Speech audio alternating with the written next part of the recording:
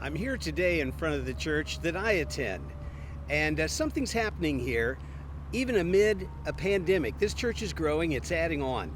I'm going to talk about that and why that's happening and what every church can do about this difficult time when, according to research, 40% of households have less money during the time of the pandemic. In fact, not surprisingly, George Barna in his good research tells us that giving has been down at our churches 25 to 40%. Now, what do you do when that happens? Usually you look at your two biggest expenditures. Number one is your facilities. Number two is your staff. Sometimes that'll be flip-flopped. It'll be staff more than facilities. Now, to address that, the difficult thing is with facilities, getting rid of facilities, selling them, that takes quite a bit of time. So that's not a quick fix when that 40% drop in giving takes place that Barna tells us is happening. In addition to that, the other option, to let go of staff, that's not easy to do or very helpful to do sometimes because it hurts many people and their families and their livelihood. But there is something else that we can be doing at this time. And this is what else Barna's found in his research, is that churches that use online giving options, their increase has been from 40% more to 75% more because of online giving. So online giving has now become an option for the church that we want to look at.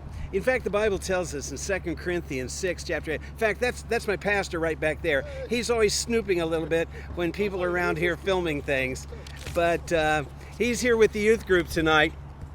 And but basically what he's found and what this church has found, come over here, Troy, for a second. This is part of our video recordings for biblical leadership. Hey, brother. How you doing, man? Hey, we're having lunch on Wednesday, by the way. We Is are. This Wednesday? It's this Yeah, Wednesday okay, at that great barbecue place in town That's right. that I ate at tonight that he actually, Oh, yeah. I think, owns.